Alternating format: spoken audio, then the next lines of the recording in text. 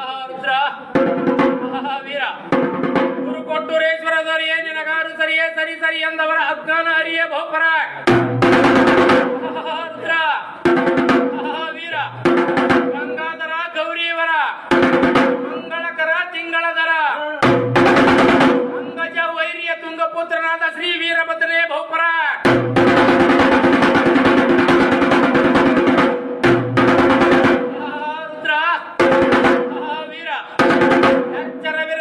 ನಡೆ ನುಡಿಯಲ್ಲಿ ಮತ್ಸರವಿರಬೇಕು ಭವಸಾಗರದಲ್ಲಿ ಮನವು ಅಚ್ಚುರಿಯುತ್ತಿರಬೇಕು ಲಿಂಗದಲ್ಲಿ ಅಂತರಂಗದಲ್ಲಿ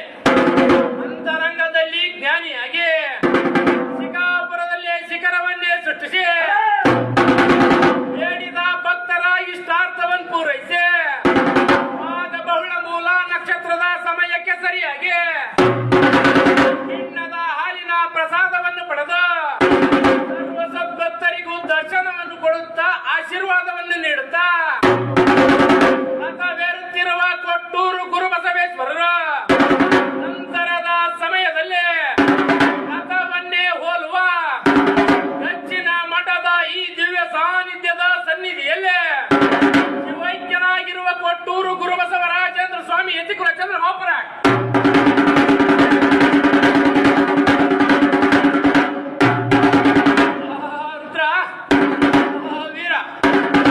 ಕೈಲಾಸಪತಿಯಾದ ಪರಶಿವನಿಗೆ ಬಿಲ್ವ ಪತ್ರೆ ಎಂದರೆ ಅಚ್ಚು ಮೆಚ್ಚು.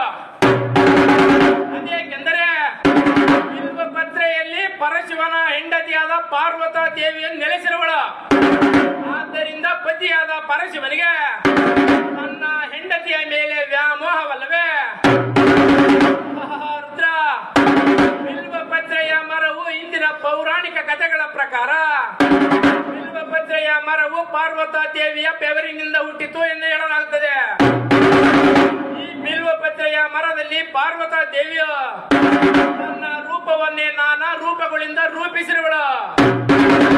ಅದು ಹೇಗೆಂದರೆ ಗಿರಿಜಾ ದೇವಿಯಾಗಿ ಬಿಲ್ವಪತ್ರೆಯ ಮರದ ಬೇರುಗಳಲ್ಲಿ ನೆಲೆಸಿರುವಳು.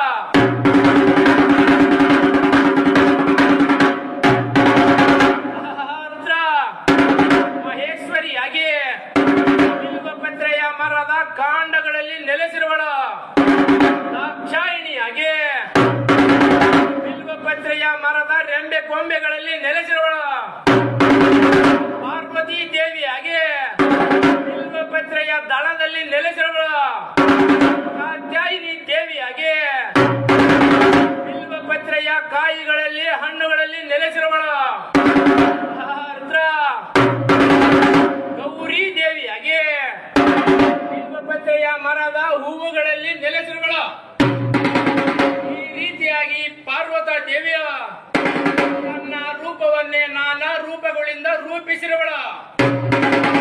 ಇದನ್ನರಿತು ಸರ್ವ ಸದ್ಭಕ್ತರು ಸಹ ಬೆಳಗಿನ ಶುಭ ಮುಂಜಾನೆ ಸಮಯದಲ್ಲಿ ಬಿಲ್ವಪತ್ರೆ ಸಮೇತ ಪರಶಿವನ ದರ್ಶನವನ್ನು ಮಾಡಿದರೆ ಇಂದಿನ ದಿನದ ಪಾಪವೆಲ್ಲ ನಾಶವಾಗಿ ಪುಣ್ಯವು ಪ್ರಾಪ್ತಿಯಾಗುವುದು.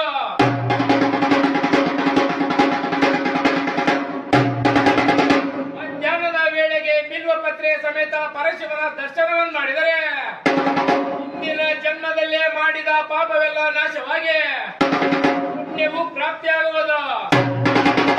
ಸಾಯಂಕಾಲದ ಗೋಧೂಳಿ ಸಮಯದಲ್ಲಿ ಬಿಲ್ವಪತ್ರೆ ಸಮೇತ ಪರಶಿವನ ದರ್ಶನವನ್ನು ಮಾಡಿದರೆ ಇಂದಿನ 7 ಜನ್ಮದಲ್ಲೇ ಮಾಡಿದ ಪಾಪವೆಲ್ಲ ನಾಶವಾಗಿ ಪುಣ್ಯವು ಪ್ರಾಪ್ತಿಯಾಗುವುದು. ಕಿಂಚಿತ್ತು ಪುಣ್ಯದ ಪ್ರಾಪ್ತಿಯ ಫಲದಿಂದ ಹುಟ್ಟಿದ ಈ ಮಾನವನು ಮರಣವಂತೂ ತಪ್ಪಲಾರದು. ಇದನ್ನರಿತು ಶಿವಪೂಜೆ, ಶಿವಧ್ಯಾನ, ಶಿವಲೀಲಾಮೃತ ಇನ್ನಿತರ ಅನೇಕ ಪರಮ ಪದವಿಯನ್ನೇ ಮಾಡಬೇಕೇ ಹೊರತು ಹೆಣ್ಣು ಹೊಣ್ಣು ಮಣ್ಣು ಎಂದು ಬಡಿದಾಡುವ ಬಾಯಿ ಬಡಕರನ್ನು ನರಕದಲ್ಲಿರುವುದೇ ನಮ್ಮ ಮುಕ್ಕಣ್ಣೇಶ್ವರ ಸ್ವಾಮಿ ಕಡಕಡೆ.